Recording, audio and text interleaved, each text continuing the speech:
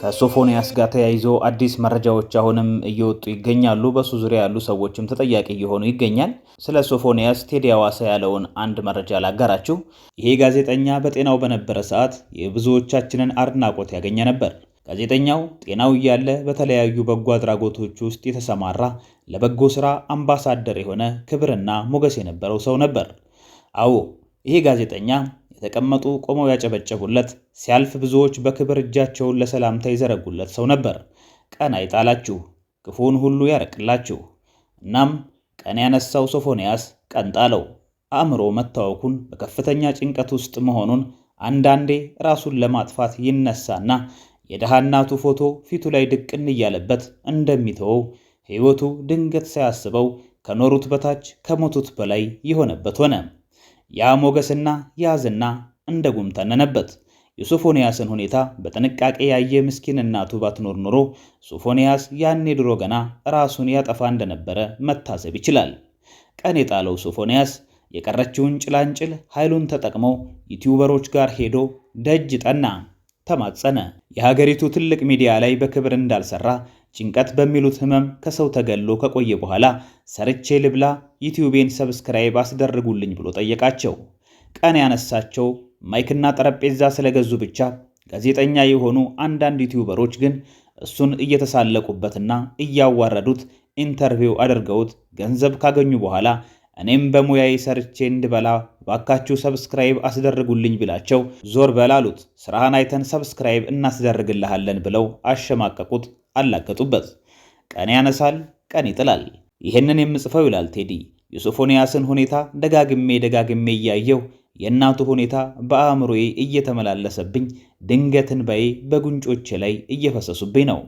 በብዙ ነገር እርግጠኛ መሆን ባልችልም በአንድ ነገር ግን ፍጹም እርግጠኛ ነኝ። ሁላችሁም የሶፎንያስን የትናንት ሕይወቱን ያደረጋቸውን ኢንተርቪዎች በጥንቃቄውና አዳማ የደረሰበትን የደቦ ፍርድ ተመልከቱ። እርግጠኛ ነኝ የቱንም ያህል ጠንካራ ብትሆኑ ሳታውቁት እንባችሁ ከዓይናችሁ ይፈሳል። ጤና አይሰማኝም፣ ከፍተኛ ጭንቀት አለብኝ፣ የእናንተ የወገኖች እገዛ ያስፈልገኛል ብሎ ሲማጸነን የኖረን ሰው በማርያም ወንድም የላችሁም? በእናታችሁ አረ ወገኔ ያለ እንትና በእናትህ አድነኝ እያለ እያለቀሰ አላፊ አግዳሚውን ከዱላቸው እንዲያስጥሉት ቢማጸንም ትናንት ለአድናቆት ፎቶ እንነሳ ይሉት የነበሩ፣ ትናንት በክብር ለሰላምታ እጃቸውን ይዘረጉለት የነበሩ ሁሉ እንደማያውቁት ሆነው በእናታችሁ እያላቸው እያዩት አለፉ። የደቦ ፈራጆችም ልብሱ በላዩ ላይ እስኪቀደድ ድረስ እየተፈራረቁ ደበደቡት፣ ተፉበት። በተከበረበት ጎዳና እየተደበደበ ለእናቱ ያቆያትን ነፍሱን ለማዳን ሮጠ። ደብዳቤዎቹ የቀረጹትን ቪዲዮ ወስደው ዩቲዩባቸው ላይ ጫኑት። ገንዘብም ዝናም አገኙ። ሶፎንያስ ግን በድህነቱ በማጣቱና በውርደቱ አንገቱን ደፍቶ ከሰው ራቀ። ሰው ፈራ፣ ሰው ሸሸ።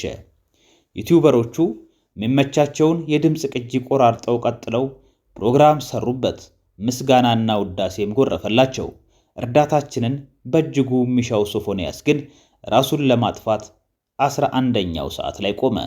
እስካሁን የቆየው ለደሃ እናቱ ነበር። ካሁን በኋላ ከዚህ ውርደት ጋር የእናቱን ፊት የሚያይበት አቅም አይኖረውም። ይህን ውርደትስ እንዴት እናቱ ታያለች? አንድ ልጇ ወገን ዘመድ ጓደኛ እንደሌለው ትናንት ልጅሽን በሚዲያ አየነው እኮ ታድለሽ ይሏት የነበሩ ድምጾች ልጅሽን ቆሻሻ ላይ ተጥሎ ሲደበደብ አየነው ሲሏት እንዴት አስችሏት ታዳምጣለች? እግዜር ያጽናሽ እናቴ። ሶፎንያስ በጤናው እንዲህ እንደማይሆን ለማወቅ ረጅም ርቀት መሄድ አያስፈልግም። ነገር ግን ስራዎቹን ብቻ ማየት በቂ ነበር። የተፈለገው ሶፎንያስን ከገባበት ችግር ማውጣት ቢሆን ኖሮ እነዛ ለደቦ ፍርድ የተሰበሰቡ ጎረምሶች ወደ ሐኪም ቤት ወይም ወደ ጸበል አሊያም ወደ ባለሙያ ዘንድ ወስደው እርዳታ እንዲያገኝ ባደረጉት ነበር። ያም ባይሆን አጥፍቷል ብለው ካመኑ በፖሊስ አስይዘው ወደ ሕግ በወሰዱት ነበር። የተፈለገው ግን ያ አይደለም። የተፈለገው በወደቀው ሶፎንያስ ላይ መጥረቢያ በማንሳት ኪሳቸውን መሙላት ነው። አበጃችሁ ባዮች በማብዛት የዩቲዩብ ቁጥራቸውን ማሳደግ፣ ዝናቸውን ከፍ ማድረግ ነው። ያም ለጊዜው ተሳክቶላቸው አስቀድመው ባዘጋጁት ወጥመድ ጤና የጎደለው ሶፎንያስ ሰተት ብሎ ገብቶላቸዋል። እነሱም ደህና ቪውና ገንዘብ ያስገኘላቸውን ኮንተንት ሰርተውበታል። ይህም ያልፋል፣ ገንዘቡም ዝናውም ያልፋል። እነሱን ያነሳቸው ቀን፣ እነሱን የሚጥልበት ቀን ይመጣል። ሶፎንያስ ላይ ያሳረፉት ጠባሳ ግን ዘላለም ይኖራል። ሶፎንያስን አጋለጥኩ ያለው ፍሬዘር የተባለ ዩቲዩበር ቻናሉን ብታዩ ታፍራላችሁ። ዩቲዩቡ ላይ ከጫናቸው 330 ቪዲዮዎች ውስጥ ሁሉም ስለ ልቅ ወሲብ የሚናገርበት ነው። አሁን ይሄን ልጅ ጻድቅ ሆኖ ኃጢአተኛ ላይ በትር ሲያሳርፍ አይገርምም? ወደ ሶፎንያስ ስመለስ አሁን አንድ ጭላንጭልን ብትሆን ተስፋ ያለን ይመስለኛል። ዓላማችን ነፍሱን አድነን ጤናው ተመልሶ ከቻለን ወደ ስራውና ወደ ቀድሞ ከፍታው እንዲመለስ ማድረግ ከሆነ በእርግጥም ትንሽዬም ብትሆን ተስፋለችን። አይ እሱን መግደል ነው የምንፈልገው ካልንም ሁሉም በእጃችን ነው። ተሳክቶልን የቀደመ ዝናውና ክብሩ ቀርቶ ጤናውን መመለስ ብንችል ቢያንስ ደካማ እናቱ በቀሪ ዕድሜዋ ልጇን ካጠገቧ እንዳታጣው እናግዛታለን። ህመምተኞች እንጂ ጤነኞች መድኃኒት አያሻቸውም። እናም ይሄ ጽሑፍ ልዩ ልዩ የጸጋ ስጦታ ያላችሁ ሰዎች ሶፎንያስ አግዙኝ ብሏልና ያለበት ሄዳችሁ አግዙት፣ እናግዘው መልእክቴ ነው። ሶፎንያስን ማዳን እንደ ሶፎንያስ በልዩ ልዩ ችግሮች ውስጥ የሚገኙ ወገኖቻችንን ማዳንም ነው። በቴዲ ሐዋሳ ብዙዎች የሚጋሩትን ብዙዎች በአሁን ሰዓት እያሉ ያሉትን ሐሳብ ነበር ቴዲ ሐዋሳ ያቀረበልን። እንግዲህ በትናንትናው ዕለት ደግሞ ፍሬዘር በፖሊስ ቁጥጥር ስር እንደዋለ ነው የሰማነው። በአዳማ በጋዜጠኛ ሶፎንያስ አማካኝነት እንግዲህ ስሙ በቅርቡ በመነጋገሪያነት ሲነሳ የነበረው ወጣት ፍሬዘር ፍቃዱ ምሽት ላይ በአዳማ ከተማ ፖሊስ ቁጥጥር ስር መዋሉ ነው የተረጋገጠው። ፍሬዘር ፍቃዱ በአዳማ ፖሊስ መኮንኖች ለጥያቄ ትፈለጋለህ በሚል ጥሪ መሰረት እንደተያዘ ነው የታወቀው። እንግዲህ ምሽት ላይ ነው እንደተያዘም እየተነገረ የሚገኘው። ከቅርብ ጊዜ ወዲህ በወጣቱ ዙሪያ በተነሱትና ማህበራዊ ሚዲያ ላይ መነጋገሪያ በሆኑት ጉዳዮች ጋር በተያያዘ መሆኑ ታምኖበታል። ፖሊስ እስካሁን ስለ ጉዳዩ በይፋ ምንም የተናገረው ነገር የለም።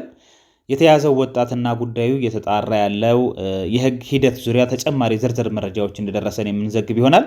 በዚህ ጉዳይ ላይ ስሙ በተደጋጋሚ ሲጠቀስ የነበረው ቀደም ሲልም ስለሱ ቴዲ የጻፈውን ያጋራናችሁ ጋዜጠኛ ሶፎንያስ በቅርቡ ወደ ጸበል ለመጸበል መግባቱ ይታወቃል። ይሁንና ግን በሱም በኩል እርግጠኛ ነው የትስ ነው ያለው የሚለው ምንም የተባለ ነገርም የለም ማለት ነው። አድማጭ ተመልካቾቻችን፣ ዋናው ትልቁ ነገር ግን ቀደም ብዬ እንዳልኳችሁ የሶፎንያስን ህይወት መታደግ ይቀድማልና ያለበት ሁኔታ አስኪ ነው። በጥሩ ሁኔታ ላይ እንደሌለም ይታወቃል። ስለዚህ በዙሪያው ያሉ ሰዎች እንዲያግዙት፣ ጸበልም ካለ በዛው ቦታ የተቻላቸውን ሁሉ እንዲያደርጉለት ነው ጥሪ የምናቀርበው። አዲስ መረጃ ሲኖር ወደ እናንተ ይዘን የምንመጣ ይሆናል። መልካም ቆይታ።